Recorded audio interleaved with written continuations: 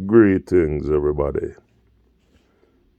This is Willy Williams speaking, formerly known as Stephen Alexander Williams. This morning, I want to speak to you briefly on spiritual matters. Those of you who have ears to hear, the Bible said, let them hear what the Spirit says. This morning, I woke up in the wee hours of the morning as it's about to be daybreak, and I think I have a message from the throne of God. And the message is found in the book of Matthew chapter 24, and I hope that y'all will heed the message, because the message is for everyone who get this message on their phone. Now, many of you are skeptics as it relates to the Bible. Most people use it, yes, and quote it, yes, because they can't help but use it. But many are not true to the Bible, so they pick and choose what they want to believe and highlight that which they want to believe and that which is convenient. But the things that are not convenient, they throw that aside. But whether you're a skeptic or not, and whether you believe or not, the Word is the Word, and no one can stop the Word. The Almighty says, my Word will never return to me void, but it will accomplish what it will. God said in His Word, heaven and earth will easier pass away. It is easier pass away than for His Word to pass away without being fulfilled.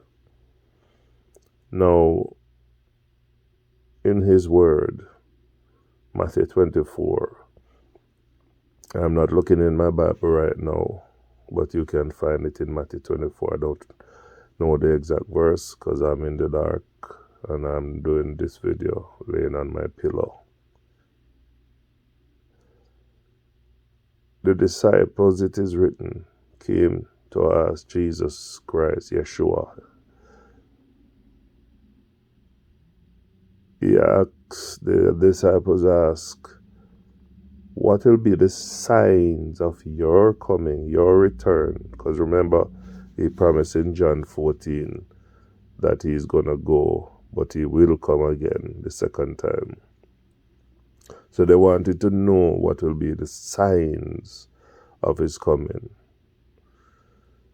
And I'm not going to list all of the signs that He mentioned. I'm just going to list one of them. He lists deception will be the first one He spoke about. It said, let nobody deceive you. We are in the age of deception. Deception. And a lot of deception is happening around the world. A lot of so-called teachers of the word are springing up, and their main deception and attack is against Christians and Christianity and the Bible. And there's a great movement to deceive people in various ways, from the top to the bottom, are engaging in spiritual deception to let souls lose their way. But this morning, I want to say to you, when the disciples asked Jesus what will be His coming, He says, And there will come a time of trouble, such as this world has never seen or witnessed before. And it says, and except those days will be shortened or cut short, no flesh, no body, no man, no woman, no boy, no girl, no baby would live. That for me, ladies and gentlemen, is saying that we are headed for destruction. Right now, as we look around the world, indeed, people have been deceived into taking a jab. And we are not seeing it in the news, but people are indeed dropping like flies who have taken the sting and the venom in their veins when they were recently deceived into thinking that there was this outbreak of a disease. And so they run, not knowing and understanding that it was the art of deception being practiced. And now many, many have been dead and injured. So, ladies and gentlemen, but yet the worst is, these are, he says in Matthew 24, these are just the beginning of sorrows. The beginning of sorrows is upon us, ladies and gentlemen. The beginning of sorrows is upon us. Famines are coming. Get yourself food in your house. Get yourself food in your house. Don't be afraid to go out. If it's even to use your credit card, don't worry about the bill.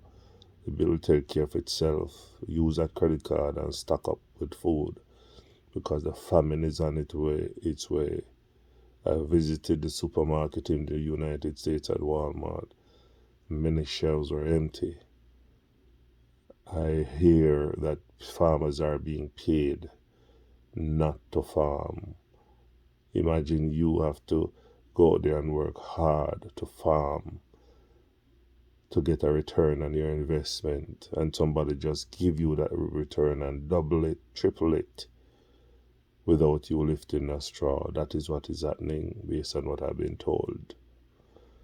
I don't know if it's true, but I have seen signs that shelves are going unfulfilled in the supermarkets.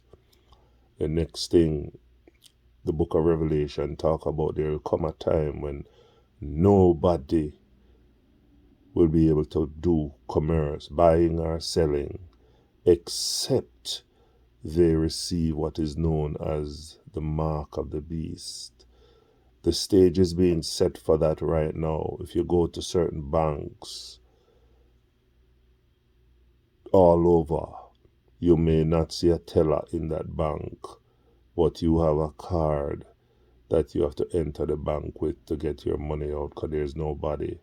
If you go into certain stores, my wife recently went into a store and there was nobody in the store, but you could walk in and pick up and pay for your stuff.